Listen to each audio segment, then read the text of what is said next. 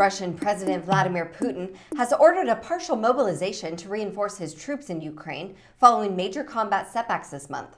In the announcement, he said Russia was directly threatened with disintegration by the Western powers backing the Ukrainian government.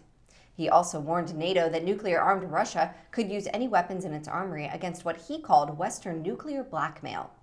Let's take a look as he addressed the nation Wednesday morning. Хочу напомнить, что наша страна также располагает различными средствами поражения, а по отдельным компонентам и более современными, чем у стран НАТО.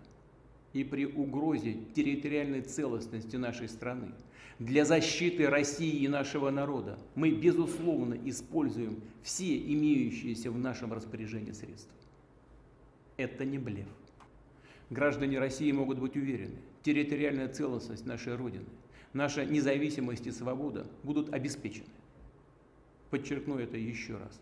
Всеми имеющимися у нас средствами. А те, кто пытаются шантажировать нас ядерным оружием, должны знать, что роза ветров может развернуться и в их сторону. The mobilization means citizens who are in the reserve could be called up, and anyone with military experience would be subject to conscription. The necessary decree has been signed and took effect on Wednesday. The announcement comes as Russia is believed to face shortages of manpower. And on Tuesday, Russia's lower house of parliament, the State Duma, amended the law on military service, which raised the penalties for resistance related to military service. The bill sets a jail term of up to 15 years for resistance or violation of military service duties, including desertion and evasion from service.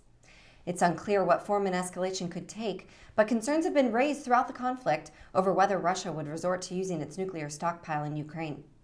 Putin's speech reminded the world that he is indeed willing to use nuclear weapons if it comes to that.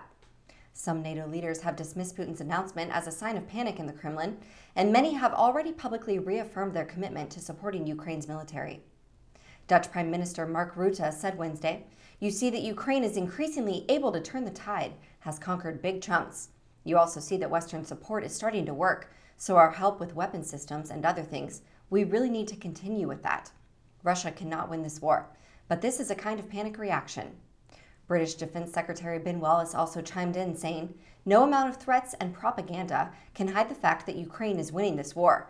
The international community are united, and Russia is becoming a global pariah." President Biden will deliver remarks on the new escalation in Russia's war on Ukraine during an annual address to the United Nations General Assembly in New York on Wednesday. Biden is expected to urge other world leaders to continue to stand with Ukraine. Thank you for watching Raw Story TV. Please be sure to visit us at rawstory.com. Stay informed and tap below to take action by liking, subscribing, and joining all those who like their news raw.